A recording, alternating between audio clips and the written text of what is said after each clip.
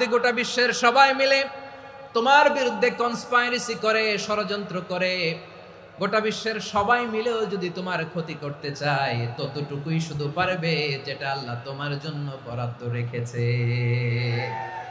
যতটুকু আল্লাহ তাআলা তোমার জন্য বরাদ্দ রেখেছে অতটুকুই ক্ষতি করতে পারবে, আর এক চুল বেশিও করতে পারবে না, কমও করতে পারবে না। চিল্লায় বলেন ঠিক কিনা? এজন্য আমরা চাইবো কার কাছে? সবাই বলেন নাই, আওয়াজ করে বলেন কার কাছে? সব সময় আমরা আল্লাহর কাছে চাইবো, বিপদে আপদে, সুখে দুঃখে, সচ্ছল অবস্থায় অসচ্ছল অবস্থায়, পরাজয়ের সময় বিজয়ের সময়, সব সময় আমরা ভরসা রাখবো কার উপর? সবাই বলুন। একদল লোক আছে যারা বিপদে পড়লে আল্লাহরে ডাকে, আছে না নাই? পটুয়াখালীতে মাশাআল্লাহ নাই। বিপদ আসলে আল্লাহরে ডাকে, বিপদ নাই আল্লাহও নাই। বিপদে পড়লে নামাজ পড়ে, বিপদও নাই নামাজও নাই। বিপদে পড়লে জিকির করে, বিপদ যখন চলে যায় ওদের জিকিরও বন্ধ হয়ে যায়। এরকম আছে না নাই? কিছু লোক দেখবেন পরীক্ষা আসলে নামাজ পড়ে, আছে আছে। জেনজি আওয়াজ করো, এরকম আছে? এই কমন পড়ে গেছে, কমন পড়ছে। দেখবেন পরীক্ষার সময় নামাজ পড়ে, পরীক্ষাও নাই নামাজও আছে। এরকম কিছু লোক আছে অসুস্থ হলে আল্লাহরে বড্ড ভালোবাসে, আল্লাহরে খুব ডাকে। অসুস্থ হইলে অসুস্থতাও নাই, আল্লাহ স্মরণও নাই। দেখবেন কিছু লোক নির্বাচন আসলে খুব আল্লাহ আল্লাহ হয়ে যায়, তখন দেখবেন মাথার মধ্যে হেজাব লাগায়, পাঞ্জাবি লাগায়, আল্লাহ আল্লাহ হয়ে যায়। নির্বাচনও নাই, এরপরে আল্লাহর কথাও নাই। আছে না নাই? না, এরকম হওয়া যাবে না। সব সময় আমরা আল্লাহরে ডাকবো, বিপদে আপদে সব সময় ভরসা রাখবো আমরা একজনের উপর। আওয়াজ করে বলেন তিনি কে? এ কথায় আল্লাহ তাআলা আমাদের চোখে আঙ্গুল দিয়ে জানিয়ে দিলেন, ফাইদা রাকিবু ফিল ফুলকি দা'আউল্লাহা মুখলিসিনা লাহুদ্দিন ফালাম্মা নাজ্জাহুম ইলাল বাররি ইযা হুম ইউশরিকুন। আল্লাহ বলে একদল লোক আছে, তারা যখন নৌযানে চড়ে, জলযানে চড়ে, সাগরের মধ্যে যখন জাহাজে চড়ে, লঞ্চে চড়ে, তারা যখন তুফানের সম্মুখীন হয় তখন তারা আল্লাহরে বড্ড বেশি ডাকে, একান্ত ভাবে ডাকে, বিশুদ্ধ চিত্তে ডাকে। আবার তুফান থেকে তাদেরকে সেফ জোনে নিয়ে, নিরাপদ জোনে নিয়ে যখন বন্দরে আমি আল্লাহ তাদেরকে ভিড়িয়ে দেই, ওই লোকগুলো আবার আমি আল্লাহর সাথে শিরিক করে। এরকম আছে না নাই? জাহাজে উঠছে, সাগরের মাঝখানে তুফান, ওই সময় দেখবেন আল্লাহ কারে কয়। এই কথা তো আপনাদেরকে বোঝানো সহজ, আপনারা তো নদীর দেশের মানুষ। লঞ্চে চড়েন নাই কারা কারা দেখি? লঞ্চে চড়ছেন? হ্যাঁ, লঞ্চে চড়ে নাই এরকম একজনও নাই এখানে। আচ্ছা, লঞ্চে উঠছেন কে কে দেখি? মাশাআল্লাহ মাশাআল্লাহ মাশাআল্লাহ। ঠিক আছে, আপনাদের বোঝানো সহজ। আচ্ছা, লঞ্চে উঠে তুফানের সম্মুখীন হয়েছেন, জলোচ্ছ্বাস, সবাই? মাশাআল্লাহ। তো এই ওয়াজ তো আপনাদের মুখস্থ, ঠিক কিনা বলেন? আমার বলার দরকার নাই, বলেন। মাঝ নদী, তুফান, জলোচ্ছ্বাস, জলের মধ্যে উচ্ছ্বাস, ঢেউ, টর্নেডো, সাইক্লোন, মেঘের ঘনঘটা, পরিবেশ ঘুটঘুটে অন্ধকার, লঞ্চ একবার এদিকে আরেকবার ওইদিকে, ভিতরে কি অবস্থা হয় বলেন তো? হ্যাঁ, তখন মুসলিমও আল্লাহর ডাকে, হিন্দু আল্লাহর ডাকে, ঠিক কিনা বলেন? আস্তিক আল্লাহর ডাকে, নাস্তিক আল্লাহর ডাকে, ঠিক কিনা? লঞ্চের ভেতর, স্টিমারের ভেতর কান্নারে রোল পড়ে যায়, চিৎকারের রোল পড়ে যায়, সবার মুখ দিয়ে শুধু একটা আওয়াজ, লা ইলাহা লা ইলাহা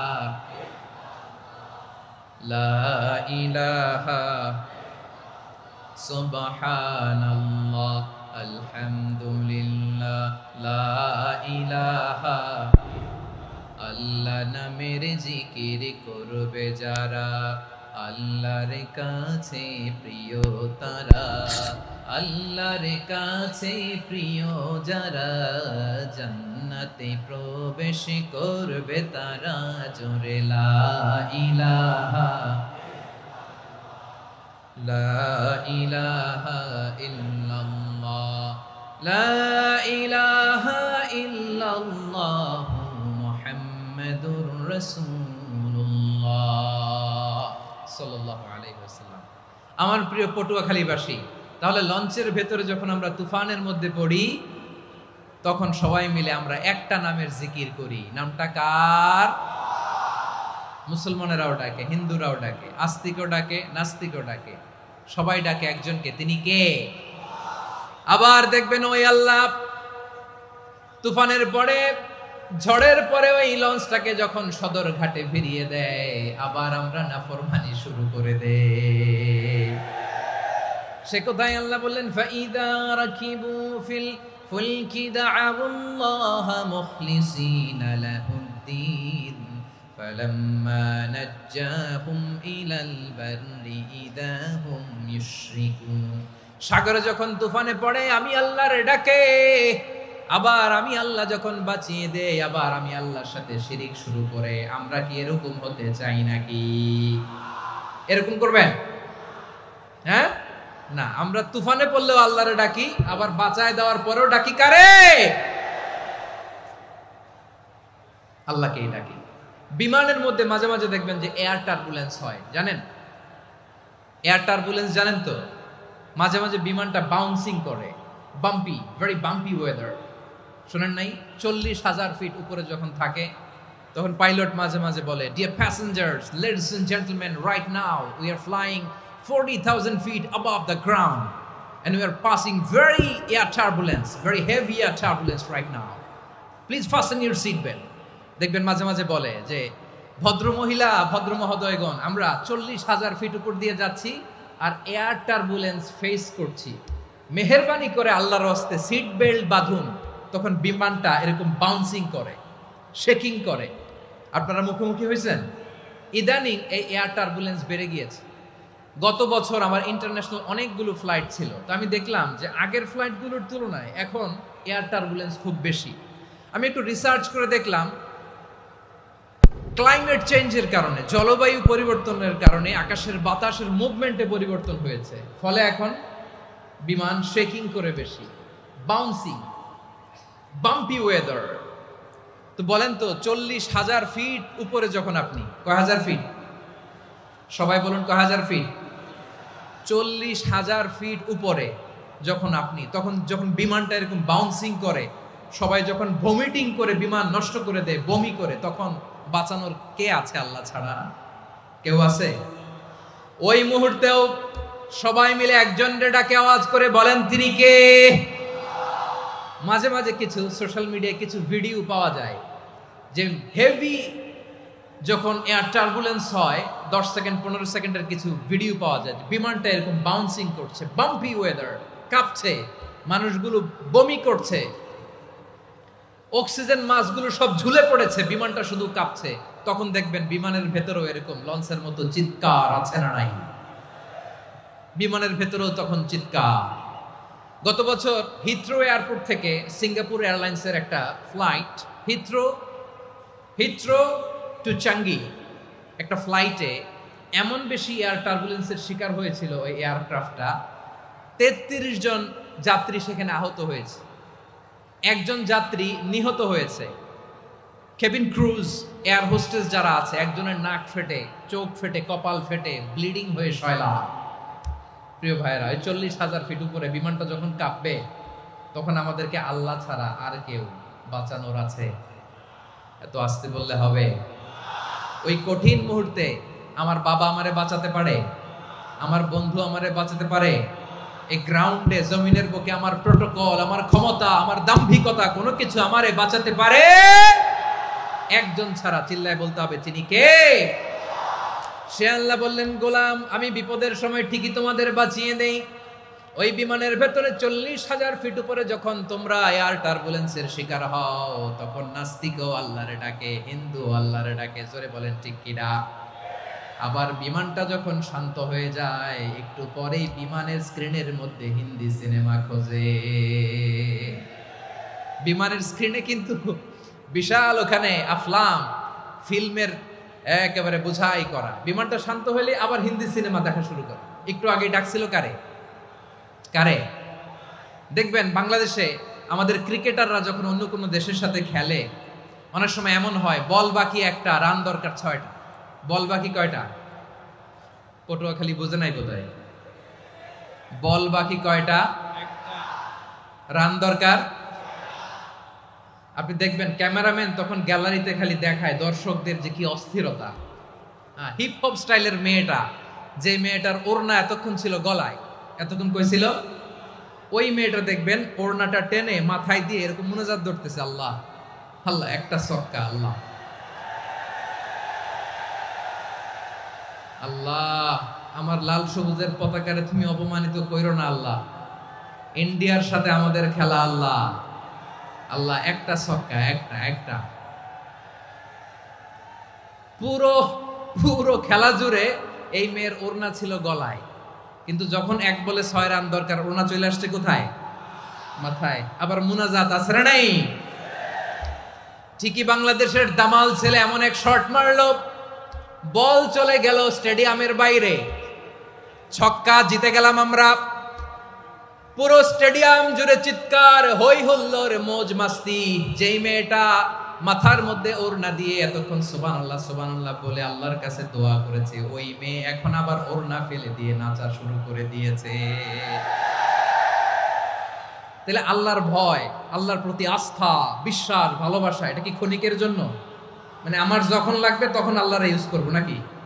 হ্যাঁ, বিপদে আপদে, সুখের সময় দুঃখের সময়, সচ্ছল অসচ্ছল অবস্থায় বিশ্বাসীরা ভরসা রাখে একজনের উপর। চিৎকার করে বলো, পটুয়াখালী তিনি কে? সে আল্লাহ বললেন, গোলাম মনে করো না জাহাজ থেকে সদরঘাটে ভিড়িয়ে দিলাম তুমি নিরাপদ হয়ে গেছো। মনে করো না 40,000 ফিট থেকে সেফ ল্যান্ডিং এর পরে এয়ারপোর্টে নেমে গেলেই তুমি নিরাপদ হয়ে গেছো। ও মিয়া, বিপদ কি শুধু সাগরে আর আকাশে?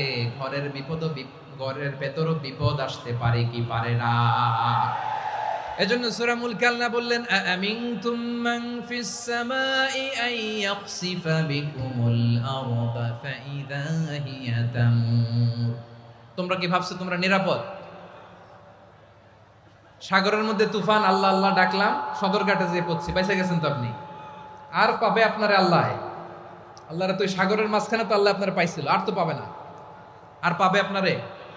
আর আল্লাহ ধরতে পারবে আপনারে? ঘরের ভেতরও বিপদ দিয়ে আটকাতে পারে কে? 5 স্টার 7 স্টার হোটেলের ভেতরও আমাকে বিপদের মধ্যে ফেলে দিতে পারেন কে? আল্লাহ বললেন, তোমরা কি ভেবেছো তোমরা নিরাপদ? আমি চাইলে ল্যান্ডস্লাইডস, ভূমি ধস দিয়ে 1 লক্ষ 1 মুহূর্তে নিয়ে যেতে পারি। এক সুনামি দিয়ে থাপ্পড় মেরে 3 লক্ষ সাগরের ভেতরে ঢুকায় দিতে পারি। 1 সেকেন্ডও লাগে না আমার।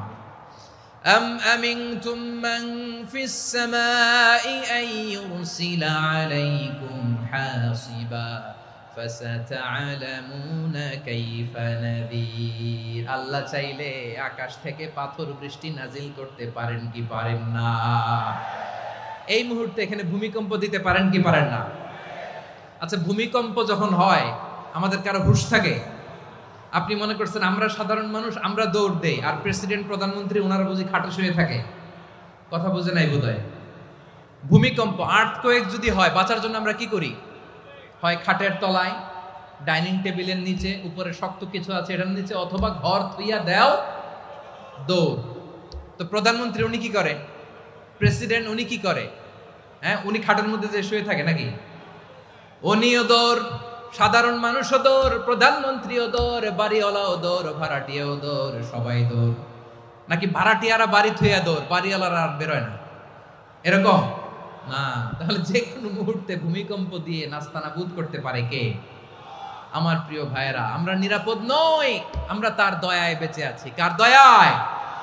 এজন্য আল্লাহ বললেন, গোলাম যে কোনো মুহূর্তে বিপদ দিয়ে তোমাদেরকে নাস্তানাবুদ করতে পারি। বিশ্বাসী বলে যদি নিজেকে দাবি করো, সব সময় ডাকতে হবে একজন সত্তাকে। বলেন তিনি কে?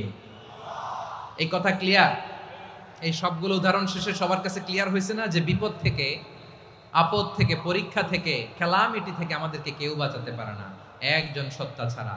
আবারও বলেন তো তিনি কে? ক্লিয়ার? হ্যাঁ, সবাই বুঝতে পারছেন? আচ্ছা, এবার আমরা দেখি বিষ্ণু ইসা ইসলামের জীবনে বিপদ আপদ ছিল কিনা। উনি বিপদ আসলে কিভাবে ডিল করতেন, বিপদ আসলে কোন দোয়া পড়তে হয়, কিভাবে ফরিয়াদের হাত উত্তোলন করতে হয়, কিভাবে রবের দরবারে নতজানু হয়ে ফরিয়াদ করতে হয়, এটা জানার দরকার আছে না নাই? আসুন আমরা বিশ্বনবীর জীবনী থেকে দেখি বিপদ আসলে উনি কি করতেন। বিপদ আসলেই প্রথমে বিশ্বনবী ইসা ইসলাম একটা দোয়া পড়তেন। কি পড়তেন?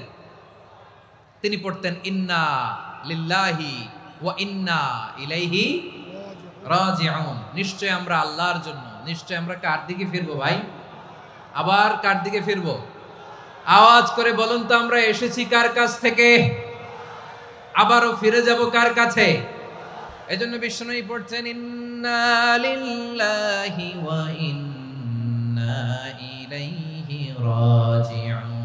নিশ্চয় আল্লাহর জন্য, ওই আল্লাহর দিকেই আমরা ফিরে যাব। তারপরে বিশ্বনবী পড়তেন আল্লাহুম্মা আজুরনি ফি মুসিবাতি ওয়াখলুফ লি খায়রাম মিনহা। একসাথে প্রথমে পড়তেন ইন্না লিল্লাহি ওয়া ইন্না ইলাইহি রাজিউন, তারপর পরই পড়তেন আল্লাহুম্মা আজুরনি ফি মুসিবাতি ওয়াখলুফ লি খায়রাম মিনহা। মানে আল্লাহ, এই যে আমি বিপদে ধৈর্য ধারণ করলাম, এটার সব তুমি আমারে দাও, আর যেটা হারালাম এর চেয়ে ভালো কিছু দিয়ে মেকআপ করে দিও, ভালো কিছু দিয়ে বদল করে দিও। সুবহানাল্লাহ পড়েন। তাহলে বিপদ আসলে আমরা কি পড়ব? কথা বলেন। এই যে আমি শুয়েছিলাম, নাশিদ গাচ্ছিল ওরা, এদেশে পরস্পরে দেখা হলে দেয় সালাম, এদেশে আমজনতার হৃদয় জুড়ে পাকালাম, এদেশে বিপদ এলে সর্বজনে সর্বক্ষণে দোয়া পড়ে ইন্না লিল্লাহ। কি পড়ে? সুবহানাল্লাহ সুবহানাল্লাহ সুবহানাল্লাহ সুবহানাল্লাহ। এদেশে আজান শুনে সূর্য ওঠে শহর গ্রামে, এদেশে আজান শুনে সূর্য ডুবে সন্ধ্যা নামে, এদেশে সকল কাজে সবাই বলে বিসমিল্লাহ, এদেশে ভালো কিছু দেখে শুনে হাসি মুখে সবাই বলে মাশাআল্লাহ। সুবহানাল্লাহ পড়েন। তাহলে বিপদ এলে আমরা কি পড়ি? কথা বুঝলে সবাই উত্তর দিতে হবে। বিপদ এলে কি পড়ি? তাহলে বিপদ এলেই আমরা এখন থেকে ইন্না লিল্লাহ পড়বো, নাকি হাই হুতাশ করবেন? একদল আছে হাই হুতাশ করে, হায় আল্লাহ রে মোর কি হইল রে, মই কি হরমু রে, মই কমবে জামু রে, আছে না নাই? এরকম বিলাপ করতে নিষেধ করেছেন বিশ্বনবী। কি করব, কই যাব, কি হবে, হায় হায়, এরকম হাহুতাশ আছে না নাই? বিশ্বাসীরা হাহুতাশ করে না, তারা ইন্না লিল্লাহ পড়ে। কি পড়ে? মনে থাকবে? আমরা পড়বো ইন্না লিল্লাহি ওয়া ইন্না ইলাইহি রাজিউন। নিশ্চয়ই আমরা আল্লাহর জন্য, আমরা আল্লাহর দিকেই ফিরে যাব। এরপর পড়বো আল্লাহুম্মা আজুরনি ফি মুসিবাতি ওয়াখলুফ লি খায়রাম মিনহা। আল্লাহ, আমি যে বিপদে ধৈর্য ধারণ করলাম এটার সওয়াব দিও, আর যা হারালাম তার চেয়ে ভালো কিছু দিয়ে বদল করে দিও। সুবহানাল্লাহ পড়েন। বিশ্বনবীর হাদিস শুনলেন উম্মে সালামা রাদিয়াল্লাহু তাআলা আনহা। ওনার স্বামী হলো আবু সালামা। মজার ঘটনা খেয়াল করে শুনেন আমার প্রিয় কলিজার টুকরা ভাইয়েরা। কানগুলো খরগোশের কানের মতো খাড়া করে আমার দিকে তাকান। সাইয়্যিদাতুনা উম্মে সালামা রাদিয়াল্লাহু তাআলা আনহা, ওনার স্বামীর নাম আবু সালামা। শ্রেষ্ঠ দম্পতি, শ্রেষ্ঠ ফ্যামিলি। প্রথমে হিজরত করেছিলেন হাবাসায়, পরে হিজরত করেছেন মদিনায়। উহুদ যুদ্ধের পরে ওনার স্বামী আবু সালামা ইন্তেকাল করলো, শহীদ হলো। সুবহানাল্লাহ পড়েন। যখন আবু সালামা ইন্তেকাল করলো, উম্মে সালামা রাদিয়াল্লাহু তাআলা আনহা কেঁদে কেঁদে হয়রান। আর নবীর শিখানো বাণী অনুযায়ী তিনি বারবার পড়ছিলেন ইন্না লিল্লাহ। কি পড়ছিলেন? জামু কি হরমু এগুলো বলে নেই, কি বলছে? ইন্না লিল্লাহ। যেহেতু বিশ্বনবী বলেছেন কেউ যদি বিপদের প্রথম ধাক্কায় পড়ে ইন্না লিল্লাহি ওয়া ইন্না ইলাইহি রাজিউন, আল্লাহুম্মা আজুরনি ফি মুসিবাতি ওয়াখলুফ লি খায়রাম মিনহা, তাহলে এই বিপদে যে সে যা হারালো তার চেয়ে শ্রেষ্ঠ কিছু দিয়ে আল্লাহ তার বদল দিয়ে দিবে। এই হাদিস শুনে উম্মে সালামা রাদিয়াল্লাহু তাআলা আনহা ওনার প্রাণ প্রিয় স্বামী আবু সালামার ইন্তেকালের পরে চোখের পানি ছাড়ে আর পড়ে ইন্না লিল্লাহি ওয়া ইন্না ইলাইহি রাজিউন। আল্লাহুম্মা আজুরনি ফি মুসিবাতি ওয়াখলুফনি খায়রাম মিনহা। বারবার এই দোয়া পড়ে চোখের পানি ছাড়ে, এই দোয়া পড়ে চোখের পানি ছাড়ে, আর মনে মনে বলে আবু সালামার মতো ভালো মানুষ মদিনাতে নাই, আবু সালামার চেয়েও ভালো মানুষ মদিনাতে নাই, তার চেয়ে ভালো মানুষ কি করে আল্লাহ তাআলা আমারে দিবে, তার চেয়ে ভালো মানুষ তো আমি মদিনাতে দেখি না। চোখের পানি দিয়ে বুক ভাসায় আর নবীর হাদিসের উপর আমল করে পড়ে ইন্না লিল্লাহি ওয়া ইন্না ইলাইহি রাজিউন, ইন্না লিল্লাহি ওয়া ইন্না ইলাইহি রাজিউন। পড়তে পড়তে চোখের পানি ছাড়ে আর চিন্তা করে বিশ্বনবী বললেন এই দোয়া পড়লে যেটা হারালাম তার চেয়ে ভালো কিছু দিয়ে আল্লাহ পুরস্কার দেয়। আবু সালামের চেয়ে ভালো মানুষ মদিনার মধ্যে আর কে হতে পারে? কি আজীব তামাশা, কি অবাক করা ঘটনা। কিছুদিন পরে দেখা গেল সাইয়্যিদুল মুরসালিন রাহমাতাল লিল আলামিন স্বয়ং বিশ্ব নবী উম্মে সালামাকে বিয়ের প্রস্তাব পাঠিয়েছে।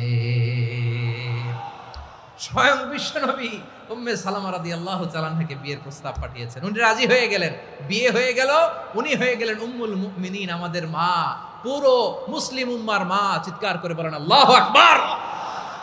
তাহলে আমার প্রাণপ্রিয় ভাইয়েরা, বিপদে পড়লে আমরা পড়বো ইন্না লিল্লাহি ওয়া ইন্না ইলাইহি রাজিউন, আল্লাহুম্মা আজুরনি ফি মুসিবাতি ওয়াখলুফনি খায়রাম মিনহা।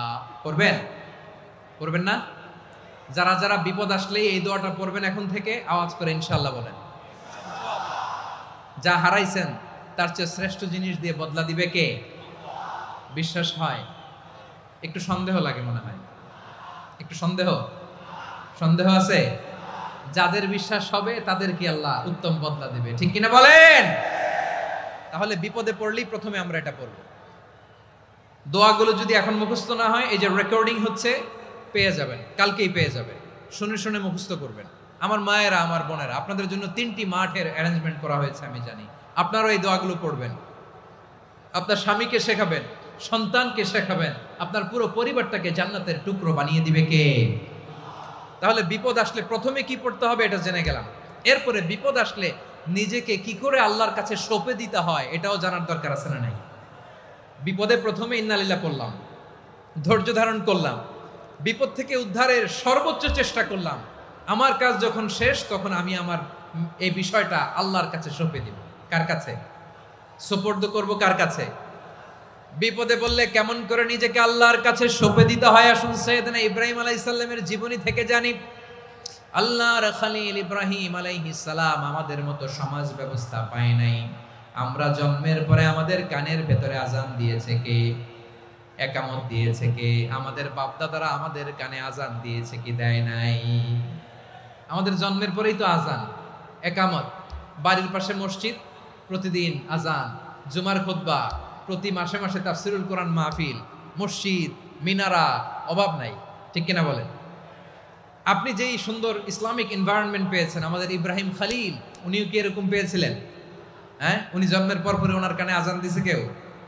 আমার প্রিয় ভাইরা, আগা গোড়া একটা শিরকি পরিবেশ উনি জন্মগ্রহণ করেছেন। উনি ছাড়া ওই তল্লাটে একজনও আল্লাহর উপর বিশ্বাসী নাই। কল্পনা করতে পারেন? গোটা তল্লাটে, গোটা দেশে বিশ্বাসী মুমিন, আল্লাহর উপর বিশ্বাস স্থাপনকারী কয়জন? সবাই বলেন কয়জন? বাকি সব মুশরিক। বাকি সব মুশরিক নিজের সাথে নিজে শক্ত বোঝাপড়া করে, অ্যানালজি করে, সেলফ কনভারসেশন করে উনি মহা সত্যের সন্ধান পেয়েছে। উনি আকাশের তারা দেখে ভাবে মনে হয় এটাই আমার খোদা, পরে দেখে তারা নাই, মনে মনে বলে না তাইলে এটা না। আবার চাঁদ দেখে বলে চাঁদটা বড় মায়া লাগে, মনে হয় এটাই আমার রব, পরে দেখে চাঁদও নাই, কয় না এটা না। এরপরে দ্বীপ প্রহরের জলজলে সূর্যটা খাঁ খাঁ করে গোটা পৃথিবীটারে রৌদ্র দিয়ে তাতিয়ে রাখে। তিনি ভাবলেন মনে হয় এটাই আমার রব, কারণ এটাই তো সবচেয়ে বড়। কিন্তু বিকেল বেলা ওই সূর্যটাও যখন চলে যায়, সাইয়েদনা ইব্রাহিম বলে না এটাও তো নাই, আমার খোদা যদি আমারে ছেড়ে চলে যায়, বিপদে পড়লে আমারে উদ্ধার করবে কে? এভাবে নিজের সাথে অ্যানালজি, সেলফ কনভারসেশন করতে করতে করতে তিনি মহা সত্যের সন্ধান পেয়েছেন। সুবহানাল্লাহ পড়েন। সব শেষে তিনি ডিসিশন নিয়ে ঘোষণা দিলেন, ইন্নী ওয়াজ্জাহাতু ওয়াজহিয়া লিল্লাযী ফাতারাস সামাওয়াতি ওয়াল আরদা হানিফান ওয়া মা আনা মিনাল মুশরিকিন। নিশ্চয় আমি এমন সত্তার দিকে মনোনিবেশ করলাম মুখাপেক্ষী হলাম যিনি আকাশ বানিয়েছেন, জমিন বানিয়েছেন, আমি মুশরিক নই। সুবহানাল্লাহ। পারতেন, আপনি পারতেন? কেউ নাই, লক্ষ লক্ষ মুশরিক, আপনি একা। ওনার মতো এরকম বিচক্ষণতা দিয়ে আল্লাহরে খুঁজে পাইতে পারতেন আপনি? কি নবী ছিল, আল্লাহকে খুঁজে পেয়েছে। যখন আল্লাহর ইবাদত শুরু করলো, এই কথা ছড়ায় পড়লো চারদিকে। নমরুদ সাইয়েদনা ইব্রাহিমকে ডেকে পাঠালেন। নমরুদ বলে, ইব্রাহিম, তুমি নাকি মূর্তির পূজা না করে কোন নতুন রবের ইবাদত করো, কে তোমার রব? সাইয়েদনা ইব্রাহিম বললেন, রব্বি আল্লাযী ইউহয়ী ওয়া ইউমীত, আমি এমন রবের ইবাদত করি যিনি জীবন দেন, যিনি মৃত্যু দেন। নমরুদ বলে, তাই নাকি? তোমার রব জীবন দেয়, মৃত্যু দেয়, আর এটা তো আমি দেই। আমিও তো জীবন দেই, আমিও তো মৃত্যু দেই। সাইয়েদনা ইব্রাহিম বললেন, কেমন করে তুমি জীবন দাও, মৃত্যু দাও, একটু দেখাও তো। নমরুদ জেলখানা থেকে দুজন কয়েদিকে ডেকে আনলো। কয়েদি এনে অর্ডার করলো, একটাকে এখনই শিরোচ্ছেদ, হেড অফ, ডেথ পেনাল্টি, মৃত্যুদণ্ড দেয়া হলো। ফিনকি দিয়ে রক্ত বেরোলো।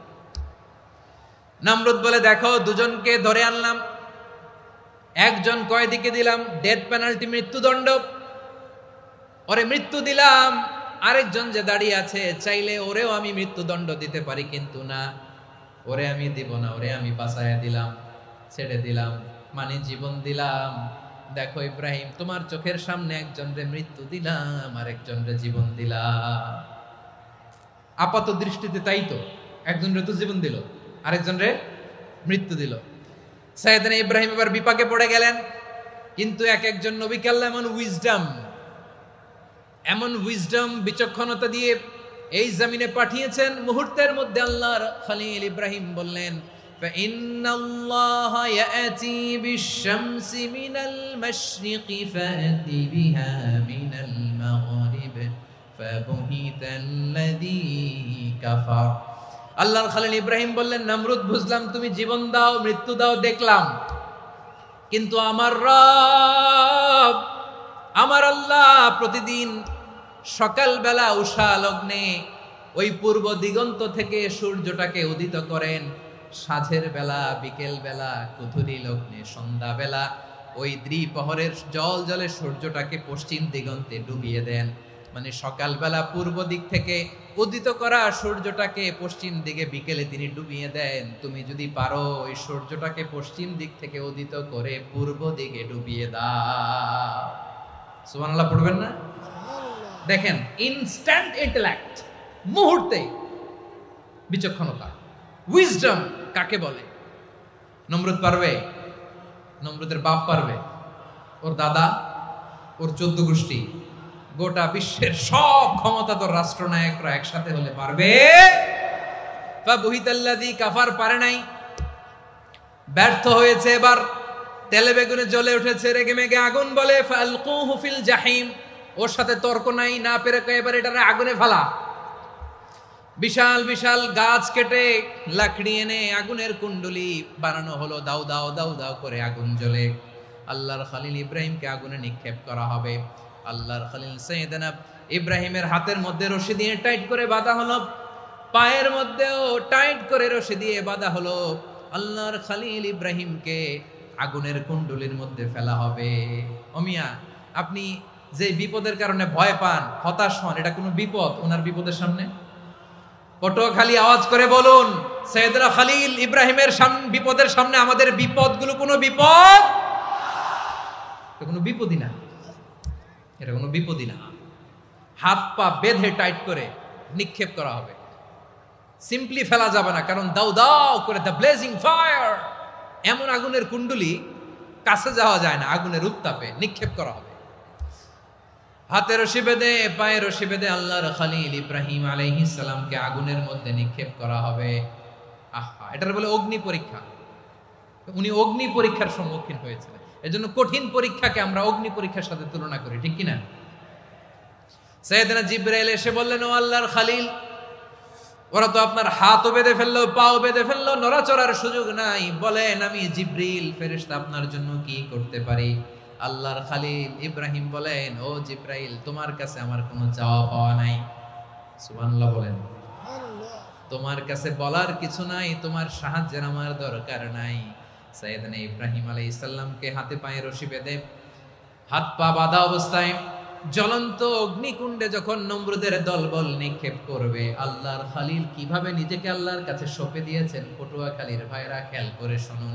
হাত পা বেঁধে আল্লাহর খলিলকে যখন নিক্ষেপ করা হবে, তিনি মুখ ফুটে বলে ফেললেন, হাসবুনাল্লাহু ওয়া নি'মাল ওয়াকিল।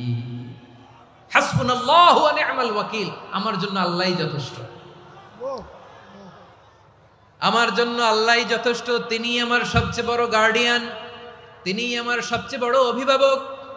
জিব্রাইলের সাহায্যে রফারকে ফিরিয়ে দিলেন, দুনিয়ার বুকে কারো কাছে কিছু বলেন নাই, মুখ ফুটে বলেছেন হাসবুনাল্লাহ। ও আমার পটুয়াখালীর প্রাণের ভাইয়েরা খেয়াল রাখবেন, কোন বান্দা তার হাতে থাকা সব চেষ্টাটুকুন করার পরে মুখ ফসকে মুখ দিয়ে যখন বলে ফেলে হাসবুনাল্লাহ, বান্দা যখন হাসবুনাল্লাহ বলে ফেলে, ওই ব্যাপারটা ডিল করার দায়িত্ব স্বয়ং আল্লাহ আরশের উপর থেকে নিয়ে নেয়। আপনি যখন বলে ফেলবেন হাসবুনাল্লাহ, এটা ডিলিং করবে কে তখন? চিল্লায় বলেন না, তিনি কে? বান্দা তার সাধ্যের সবটুকু চেষ্টার পরে নতজানু হয়ে যখন বলবে হাসবুনাল্লাহ, আল্লাহ তুমি আমার জন্য যথেষ্ট, নি'মাল ওয়াকিল, তুমি আমার শ্রেষ্ঠ অভিভাবক, তখন তার কি দরকার না দরকার এটা ডিল করে স্বয়ং আল্লাহ। নিক্ষেপ করা হলো সাইয়েদনা ইব্রাহিমকে অগ্নিকুণ্ডলিতে। হাজার হাজার মানুষের দৃশ্য দেখার জন্য জড়ো হয়েছে এরকম বিশাল ময়দানে। কিন্তু কি অবাক করা ঘটনা, সবাই ভয় পাচ্ছিল, না জানে কি হয়ে যায়। আল্লাহর খলিলকে যখন আগুনের কুণ্ডলিতে নিক্ষেপ করা হয়, আল্লাহর খলিল ইব্রাহিম আগুনের কুণ্ডলীর মধ্যে বসে বসে মানুষগুলোর দিকে তাকিয়ে হাসতে শুরু করে দেয়। কারণ আকাশ থেকে রব্বুল আলামিন স্পেশাল ভার্ডিক্ট নাজিল করেছেন, স্পেশাল হুকুম জারি করেছেন, কুলনা ইয়া নারু কুনি বারদান ওয়া সালামান আলা ইব্রাহিম। ও আগুন খবরদার, সৃষ্টির শুরু থেকে তোকে একটা ধর্ম আমি বাতলে দিয়েছিলাম, তোর ধর্ম, আগুনের ধর্ম হলো যা পাবে জ্বালিয়ে সারখার করবে। আল্লাহ বলল, আগুন তোর ধর্ম দিয়েছিলাম, তুই সব জ্বালিয়ে পুড়িয়ে সারখার করে দিবি, কিন্তু ক্ষণিকের জন্য আমি তোর জ্বালিয়ে দেওয়ার ক্ষমতাটাকে কেড়ে নিলাম, জ্বালিয়ে ভস্ম করে দেওয়ার ক্ষমতা আমি কেড়ে নিলাম। কুনি বারদান, ঠান্ডা হয়ে যা, কিন্তু এত বেশি ঠান্ডা হবি না আবার আমার ইব্রাহিমের জন্য সর্দি লেগে না যায়। সুবহানাল্লাহ, এত আস্তে বললে হবে? কুনি বারদান, বার্দ মানে বরফ, ঠান্ডা, ঠান্ডা হ, কিন্তু এত ঠান্ডা হবি না যাতে আমার ইব্রাহিমের কষ্ট হয়। আগুন বলে, আল্লাহ একবার বললাম ঠান্ডা হ, আবার বলো এত ঠান্ডা হবি না যাতে খলিলের সর্দি না লাগে। কেমন ঠান্ডা হব, কেমন এনভায়রনমেন্ট তৈরি করে দেব বলো? আল্লাহ বললেন, সালামান আলা ইব্রাহিম, আমার খলিল, আমার কলিজা, আমার ইব্রাহিমের জন্য তুই জান্নাতের গুল বাগিচা হয়ে যা। ও ভাই, নবী মুসার মতো ঈমান হলে রাস্তা হবে সাগর জলে, নবী ইউসুফের মতো ঈমান হলে একে একে দরজা খোলে।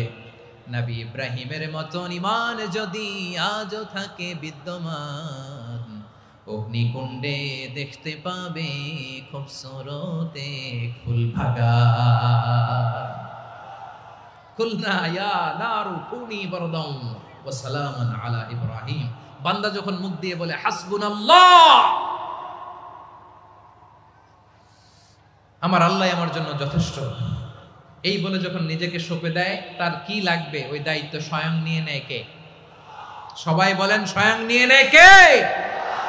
তাহলে আমার প্রিয় ভাইরা, বিপদের শুরুতেই আমরা বলবো ইন্না লিল্লাহ। শুরুতে কি বলবো?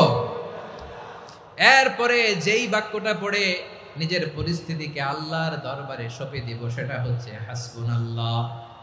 সেটা কি? বিষ্ণু বলেন, লা ইয়াজালু লিসানুকা রাতাবান মিন যিকরিল্লাহ, সব সময় আল্লাহর স্মরণ দিয়ে, জিকির দিয়ে জিহ্বাটারে সিক্ত রাখো। আর শয়তানু জাসিমুন আলা কলবি ইবনে আদম, শয়তান বনি আদমের কলবে খামচি মেরে বসে থাকে। ফাইদা যাকারাল্লাহ খানাসা, মানুষ যখন আল্লাহর স্মরণ করে জিকির করে, শয়তান দৌড়ে পালায়। ওয়াইদা গাফালা ওয়াসওয়াসা, যখনই বনি আদম গাফেল হয়, তখনই শয়তান তার হৃদয়ে ওয়াসওয়াসা দেয়। এজন্য বিপদে পড়লে ইন্না লিল্লাহ, নিজের সবটুকুন করার পরে নিজের রোল প্লে করার পরে নিজেকে আমরা কি বলে সঁপে দিব? সবাই বলেন, সবাই বলতে হবে, আরো জোরে বলেন। মনে থাকবে? বিপদে পড়লে প্রথমে ইন্না লিল্লাহ, এরপরে নিজেকে যখন সঁপে দিব তখন হাসবুনাল্লাহ। এরপরে কঠিন বিপদ যদি যখন বিশ্বনবী পড়তেন তখন কি করতেন? এমন বিপদ মাঝে মাঝে হয় না, দেয়ালে পিঠ থেকে যায়, চোখে মুখে অন্ধকার, কি করব দিশা খুঁজে পাই না, এরকম হয় কখনো? হ্যাঁ, আপনাদের হয়? হয় না? তো জান্নাতে আছেন আপনারা। হয় হয় এরকম হয়েছে না যে দেয়ালে পিঠ থেকে গেছে, চোখে মুখে অন্ধকার, কই যাব, কি করব, বাঁচানোর কেউ না, এরকম হয়েছে কখনো আপনাদের? যদি হয় তাইলে এটার সলিউশন বলবো, না হইলে তো এগুলো বলে লাভ নাই। হয় হয় হয় বিশ্বনবী এরকম কঠিন বিপদে পড়েছেন জীবনের কিছু কিছু মুহূর্তে। ওই মুহূর্তে বিশ্বনবী স্পেশাল দুইটা দোয়া পড়তেন। এই দোয়াগুলো আপনাদেরকে জানিয়ে দেয়। বিশ্বনবী বলেন, কঠিনতম বিপদে যখন পড়বা, দেয়ালে পিঠ থেকে যায়, চোখে মুখে অন্ধকার, বাঁচার কোনো উপায় নাই, তখন পড়বা লা ইলাহা ইল্লা আনতা সুবহানাকা ইন্নী কুনতু মিনাজ জালিমিন। আল্লাহ, তুমি ছাড়া কোনো ইলাহ নাই, তুমি পবিত্র, নিশ্চয় আমি জালিমদের অন্তর্ভুক্ত। সুবহানাল্লাহ বলেন। এই দোয়া সাইয়েদনা ইউনূস আলাইহিস সালাম পড়েছিলেন যখন মাছের পেটে ছিলেন। কিসের পেটে? এবং অনেক মুফাসসিরিন একরাম বলেছেন, অনেক আহলুল ইলমরা বলেছেন, এটা হচ্ছে ইসমে আজম। ইসমে আজম এমন দোয়া যেটা দিয়ে দোয়া করলে আল্লাহ দোয়া কবুল করে, কিন্তু এটা কোনটা এটা নিয়ে ইখতিলাফ আছে। কোন কোন আহলুল ইলম বলেন এই লা ইলাহা ইল্লা আনতা সুবহানাকা ইন্নী কুনতু মিনাজ জালিমিন, এটা হচ্ছে ইসমে আজম। সাইয়েদনা ইউনূস আলাইহিস সালাম পড়েছেন, আপনারা পড়েননি? তুফান হইলে পড়েন না? আমাদের এলাকায় তো এটা খুব, এটার উপর ব্যাপক আমল আছে। পটুয়াখালীতে কি অবস্থা বলেন? পড়েন পড়েন পড়েন পড়েন। একটা গল্প শুনেছিলাম, পাক হানাদার বাহিনী যখন বাংলাদেশে অ্যাটাক করত, ৭১ সালের ঘটনা বলতেছে, আমরা তো দেখি নাই, শুনছি আর কি। ৭১ যদি দেখতাম এতদিনে রাজাকার হয়ে যেতাম। আল্লাহ আমাদেরকে বাঁচাই দিছে, আল্লাহর মেহেরবানি, ঠিক কিনা বলেন? মন মতো হইলে মুক্তিযোদ্ধা, মন মতো না হইলে রাজাকার। কত কিছু দেখলাম এই শাহবাগের বুকে।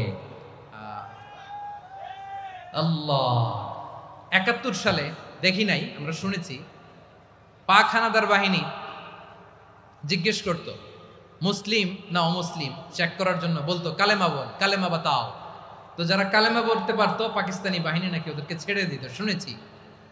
তো একজনকে, এক বাঙালিরে পেয়ে তার মাথার মধ্যে বন্দুকর নল ধরে বলতেছে কালেমা বল সালে, কালেমা বাতা, কালেমা বল। তো ভয়ের চোটে এই দোয়া পড়া শুরু করছে। ও পড়তেছে লা ইলাহা ইল্লা আনতা সুবহানাকা ইন্নী কুনতু মিনাজ জালিমিন।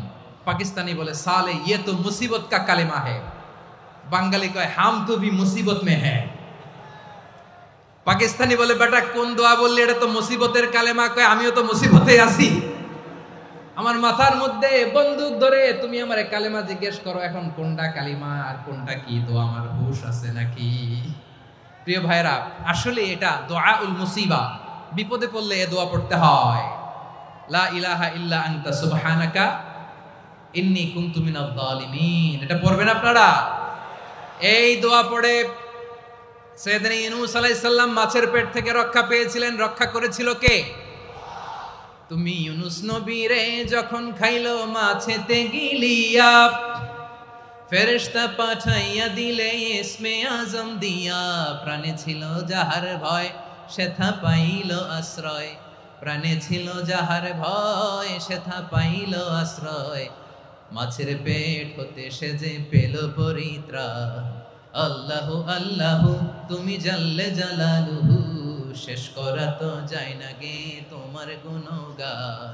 আল্লাহু আল্লাহু, সুবহানাল্লাহ পড়ে, লা ইলাহা ইল্লা আনতা সুবহানাকা ইন্নী কুনতু মিনাজ জালিমিন। বিশ্বনবী বললেন, দেয়ালে পিঠ থেকে গেলে, চোখে মুখে অন্ধকার, বাঁচার কোনো উপায় নাই, তখন এই দোয়াটা পড়তে হবে।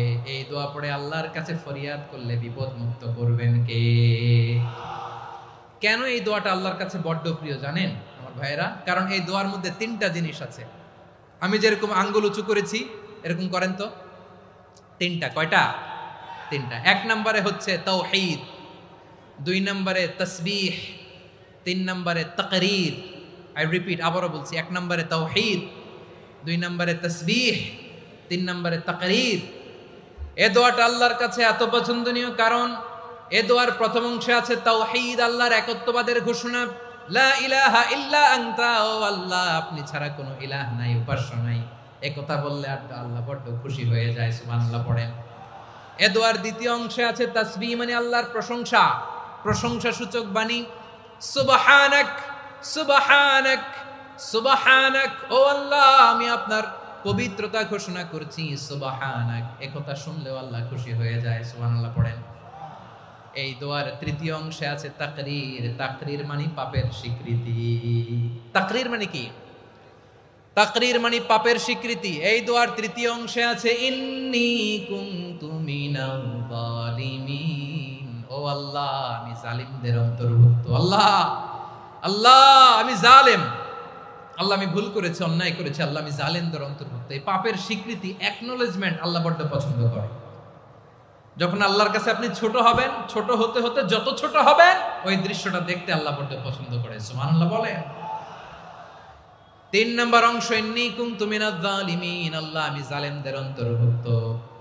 সাইয়েদনা আদম আলাইহিস সালাম ভুল করে যখন নিষিদ্ধ গাছের ফুল খেয়ে ফেললেন, ফল খেয়ে ফেললেন, আল্লাহ বললেন আদম ক্ষমা পেতে চাইলে তুমি আর হাওয়া মিলে স্বীকৃতি দাও, পাপের স্বীকৃতি আর পড়ো রব্বানা যালামনা আনফুসানা ওয়া ইল্লাম তাগফির লানা ওয়া তারহামনা লানাকুনান্না মিনাল খাসিরিন।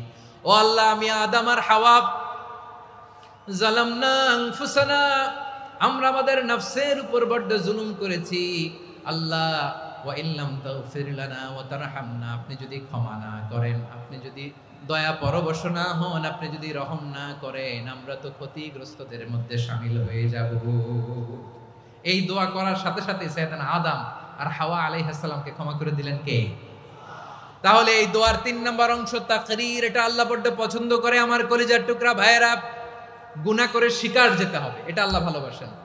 সাইয়েদনা আবু বকর রাদিয়াল্লাহু তাআলা আনহু বিষ্ণু ইসলামকে বললেন, ইয়া রাসূলুল্লাহ আল্লিমনি দুআআন আদউ বিহি ফি সলাতি, নবী হে আপনি আমার এমন একটা স্পেশাল দোয়া শিখায়া দেন যে দোয়াটা আমি নামাজে পড়ব। নবী বললেন, তাহলে তুমি পড়ো আল্লাহুম্মা ইন্নী যালামতু নাফসি যুলমান কাসীরান ওয়া লা ইয়াগফিরুয যুনুবা ইল্লা আনতা ফাগফিরলি মাগফিরাতাম মিন ইনদিকা ওয়ারহামনি ইন্নাকা আনতাল গফুরুর রহিম। সুবহানাল্লাহ। সালাম ফিরানোর আগে পড়েন, কথা কয় না, পড়েন পড়েন। ও আবু বকর, নামাজে যদি দোয়া করতে মনে চায় এই দোয়াটা পড়বা, আল্লাহুম্মা ইন্নী যালামতু নাফসি, আল্লাহ জুলুম করেছি আমার নফসের উপর, যুলমান কাসীরা অনেক জুলুম, ওয়া লা ইয়াগফিরুয যুনুবা ইল্লা আনতা, আপনি ছাড়া এই জুনুব, এই পাপ ক্ষমা করার দ্বিতীয় কোনো রব নাই। আছে? আল্লাহ ছাড়া আমাদের গুনাহ আর কে কে ক্ষমা করতে পারে বলেন তো? কে পারে? কে? এজন্য আল্লাহরে বলবেন, আল্লাহ আমি ছাড়া তোমার গোলামের অভাব নাই, ও আমার রব আমি ছাড়া এই জমিনের বুকে তোমার গোলামের অভাব নাই, কিন্তু তুমি ছাড়া তো আমার দ্বিতীয় কোনো রব নাই। পারবেন বলতে? পারবেন? চোখের পানি ছেড়ে আল্লাহরে বলবেন, আল্লাহ তুমি আমার রব, তুমি আমার সব। কি বলবেন? আল্লাহ আমারে রব, সবাই বলুন আল্লাহ আমারে রব, দমে দমে তনু মনে তারি অনুভব, আল্লাহ আমারে রব। আল্লাহরে বলেন, আল্লাহ তুমি আমার রব, তুমি আমার সব। আল্লাহ আমি ছাড়া এই জমিনে তোমার গোলামের অভাব নাই, তুমি ছাড়া আমার দ্বিতীয় কোনো রব নাই। এ কথা বলে চোখের পানি ছেড়ে আল্লাহরে স্বীকৃতি দেন, আল্লাহ আমি পাপী, আল্লাহ জামিনে আমার চেয়ে বড় পাপী আর কেউ নাই। অজু করে সিজদায় লুটিয়ে পড়ে চোখের পানি ছেড়ে আল্লাহরে পাপের স্বীকৃতি দেন, আল্লাহ এমন কোন জুলুম নাই, গুনাহ নাই আমি করি নাই, সগীরা কবিরা, জেনে না জেনে, ইচ্ছায় অনিচ্ছায়, শিরকি বেদাতি সব গুনাহ করেছি। আল্লাহ আকাশের নিচে জমিনের উপরে আমার চেয়ে বড় গুনাহগার আর কেউ নাই। চোখের পানি ছেড়ে আল্লাহরে বলেন, আল্লাহ আমি ছাড়া তোমার গোলামের অভাব নাই, তুমি ছাড়া আমার দ্বিতীয় কোনো রব নাই, তুমি ছাড়া তো কেউ আমার গুনাহ ক্ষমা করার নাই, তুমি আমার রব, তুমি আমার সব। বলতে পারবেন? এই তাকরীর আমার পটুয়াখালীর ভাইয়া, এই স্বীকৃতিটা দেখতে আল্লাহ বড্ড ভালোবাসে। কারণ আমরা সবাই গুনাহগার, আমরা সবাই কি? বিশ্বনবী বলেন কুল্লুকুম খাত্তাউন, বানি আদম তোমরা সবাই পাপী। সবাই কি? সবাই পাপী। আমরা সবাই পাপী, আপন পাপের বাটখারা দিয়ে অন্যের পাপ মাপি। আমরা যে পাপী এটা ভাবতে মনে চায় না কারো, খালি অন্যের পাপ দেখি আমরা, এটা ভুল। ওর এই পাপ, ও পাপী, ও জালেম, ও জাহান্নামী, এরকম একটা টেন্ডেন্সি। আমার যে কি হালাত এটার খেয়াল নাই। খেয়াল করতে হবে যে আমি সবচেয়ে বড় পাপী, ঠিক কিনা বলেন? পাপ করি নাই এমন কেউ আছি? হ্যাঁ আছি। কেউ না জানলেও জানে কে আমার পাপের ঘটনা? পৃথিবী না জানুক আমি তো জানি, আমি কি পাপ করেছি হায়। ও আমার কলিজার টুকরা ভাইরা, মাথাটাকে নিচু করে জীবনের সব গুনার ফিরিস্তিগুলো একটা একটা করে স্বীকার করে আল্লাহরে বলেন, আল্লাহ আমি পাপী। আল্লাহ আমার চেয়ে বড় পাপী এই দুনিয়াতে কেউ নাই। আকাশের নিচে জমিনের উপরে আমার চেয়ে বড় পাপী কেউ নাই। একটা একটা করে আল্লাহ স্বীকার করি আমি পাপী। সব পাপের স্বীকৃতি দিলাম। পৃথিবী না জানুক আমি তো জানি, আমি কি পাপ করেছি হায়। আমার পাপের করলে বিচার, বাঁচার আমার নাই উপায়। দয়াময় তুমি মাফ করো আমায়, মাফ করো আমায়। আল্লাহ তাআলা যদি দয়া করে আমাদেরকে মাফ না করে, আমাদের বাঁচার কোনো উপায় নাই। আপনি কি ভেবেছেন আপনার নামাজ দিয়ে আপনি জান্নাতে যাবেন? আপনি তাহাজ্জুদ গুজার, সেজদা দিতে দিতে কপালে দাগ ফেলেছেন, এটা আপনারা জান্নাতে নেবে না।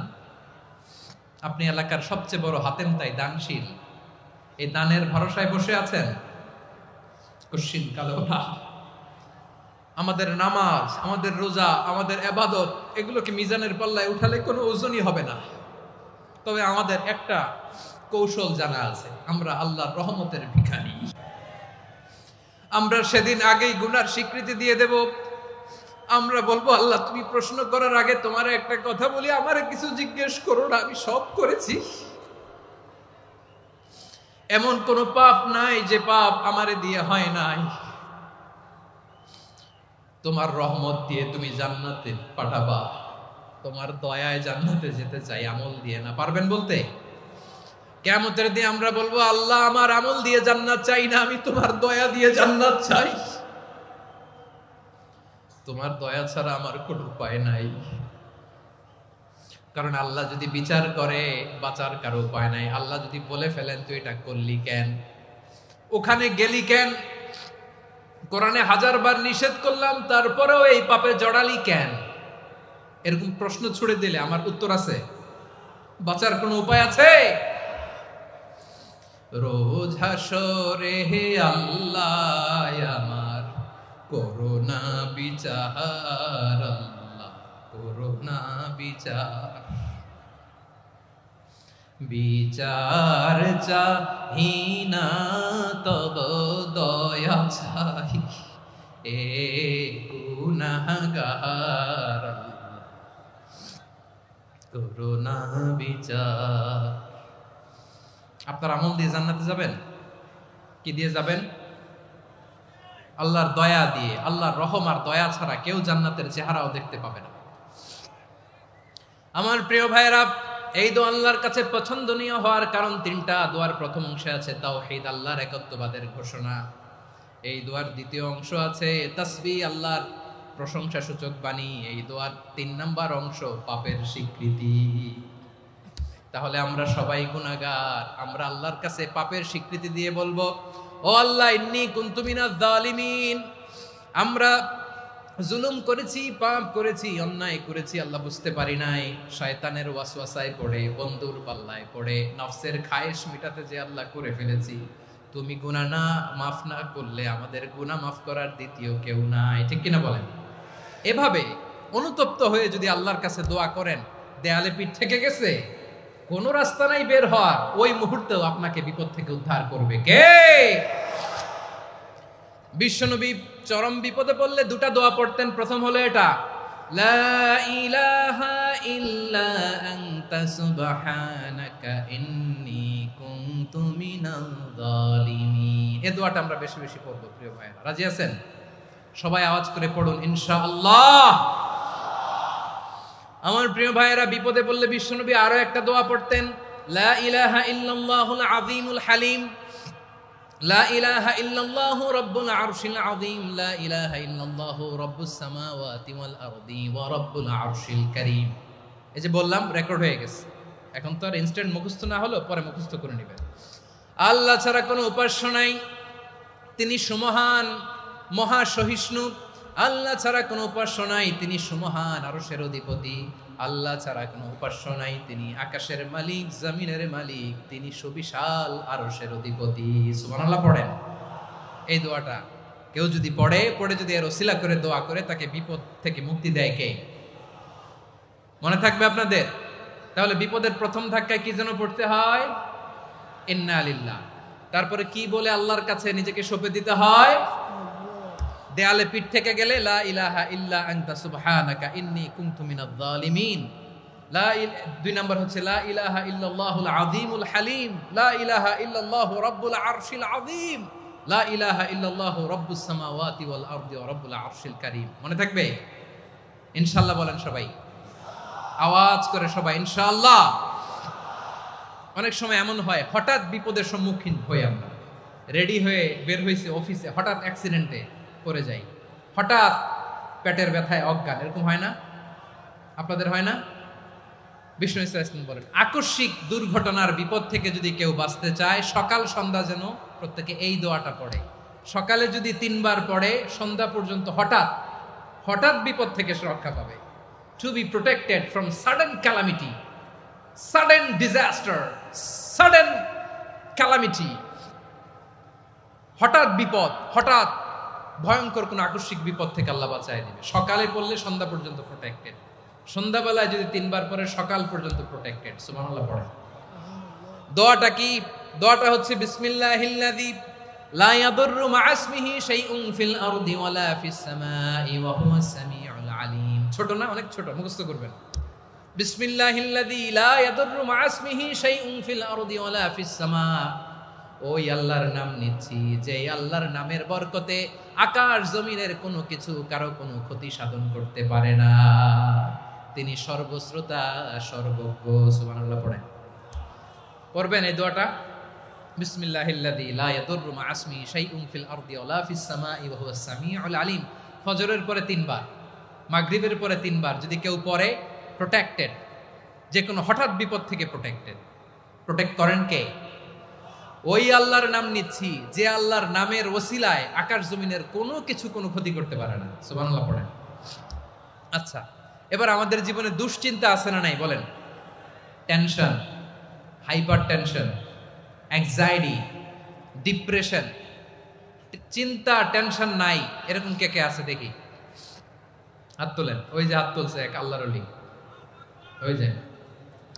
টেনশন নাই তোমার? মাশাআল্লাহ। ও না বুঝে তুলছে, ঝোঁকের চোটে, জোশের ঠেলায় ধাক্কায় তুলে ফেলছে। সবার জীবনে টেনশন আছে না নাই? এই দুশ্চিন্তা, পেরেশানি, মারাত্মক পেরেশানি থেকে মুক্তি পাওয়ার জন্য বিষ্ণু ইসলাম 2টো দোয়া পড়তেন। কয়টা? অনেকগুলো পড়তেন। স্পেশাল 2টো দোয়া আজকে আপনাদের শিখায় যাব, শুনবেন না? কষ্ট হচ্ছে? সংক্ষিপ্ত মুনাজাত দিয়ে দেই।